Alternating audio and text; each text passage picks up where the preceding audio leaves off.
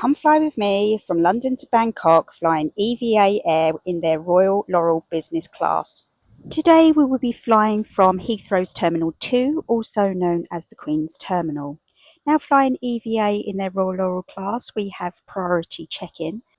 We were actually first in the queue, and by the time it opened we were through in about 5 minutes, which made me a very happy Natalie.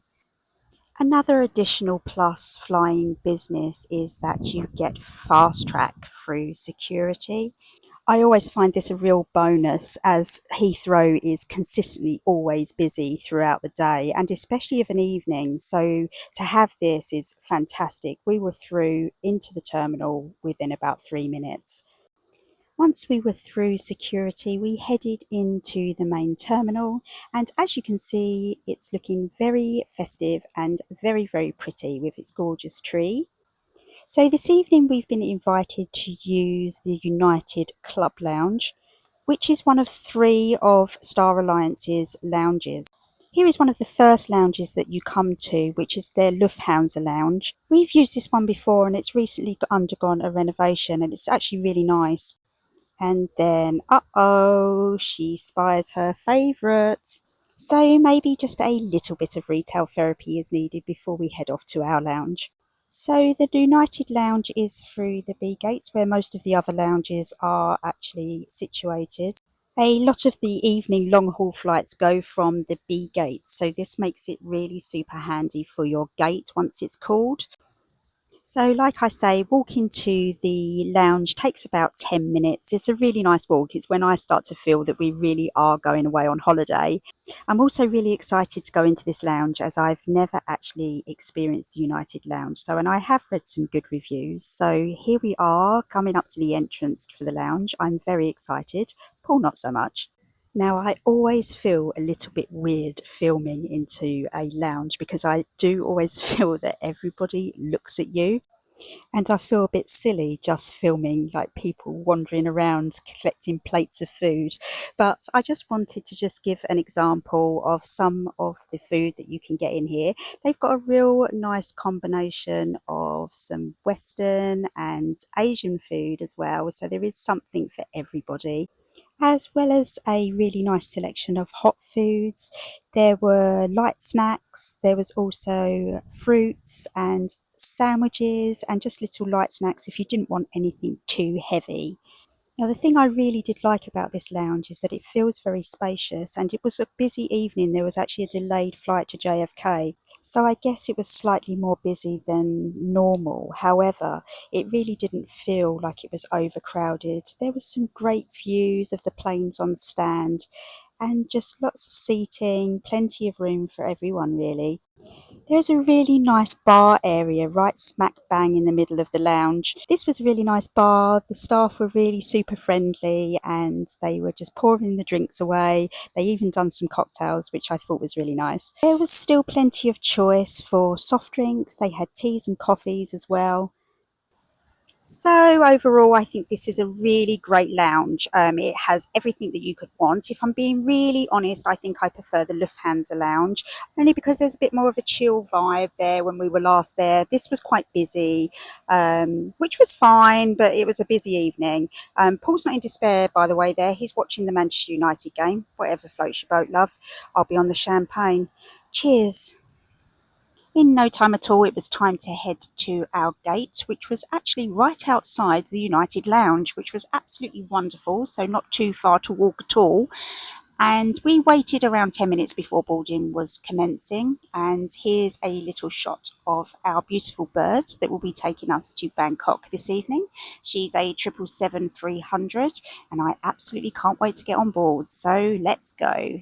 We were first onto the plane and first into our seats in row 2. We actually had the centre aisle and it was exactly what you would expect from a business class seat.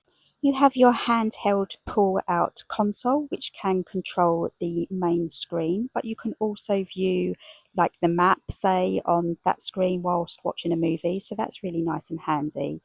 Obviously, there is plentiful legroom, really spacious, and a great duvet and pillow as well. So We were welcomed aboard very quickly with a welcome drink and hot towel. The cabin crew introduced themselves and referred to us by our names, which was really nice. So EVA's business class seating is set as a 1-to-1 configuration. Here's a quick cheers with the sparkling wine that we had just before takeoff. The champagne is always done in the sky. Before moving on to the amenity kit. And who doesn't love an amenity kit? Well, I do anyway. This was a new amenity kit that I'd not actually seen anything like this online before, so I was quite intrigued to get inside, and getting inside was proving a little bit of a problem. I did eventually make it in the end, eventually.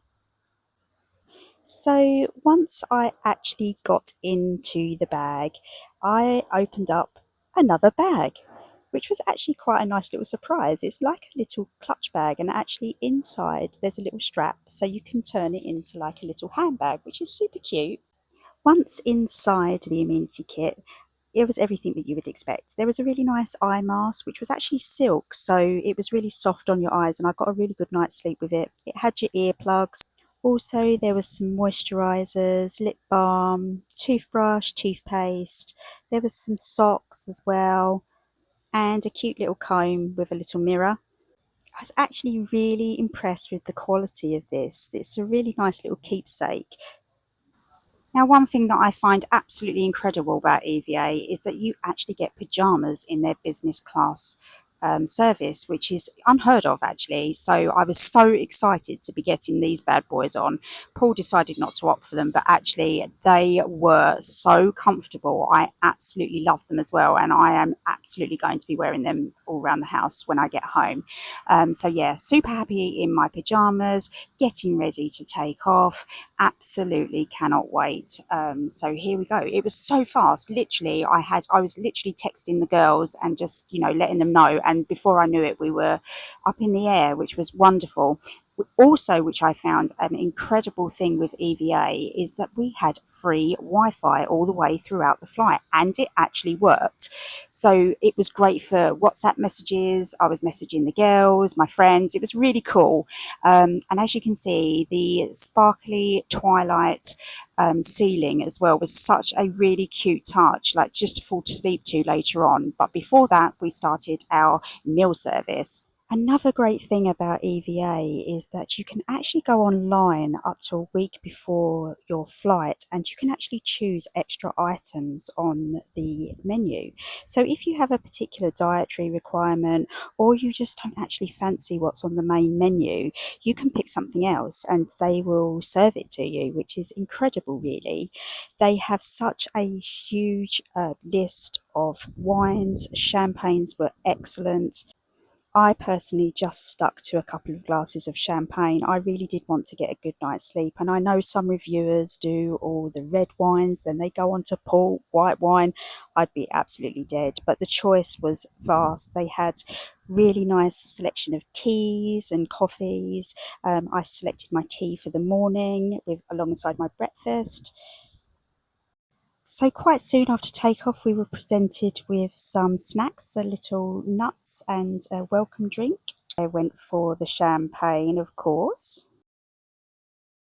They also come round with their hot towel service as well, which was really nice. And then our first course, our appetizer came out, which was a tuna salad, which was absolutely delicious. It was really flavoursome, really tasty. Don't ask me why I blew on the salad. I've no idea, but it was absolutely lovely. Now, this is the main course. I went for the sea bass. I'm looking at Paul here because it's quite turbulent and he gets quite nervous, and I'm just laughing my head off basically. But anyway, Paul had the beef tenderloin. I went for the sea bass. Both were absolutely delicious, really flavoursome, and yeah, it was absolutely lovely. I was absolutely really full up at the end as well. So much so that I didn't actually even film the dessert because I actually didn't have any. But Paul had a like a chocolate mousse, and there was some fruit. But I honestly actually really didn't fancy anything. I was really full, and I was really keen to get a good night's sleep. So we got our head down and we had a great night's sleep, which was great. In the morning, we were woken up to a little light breakfast, and before we knew it, we were landing in Bangkok.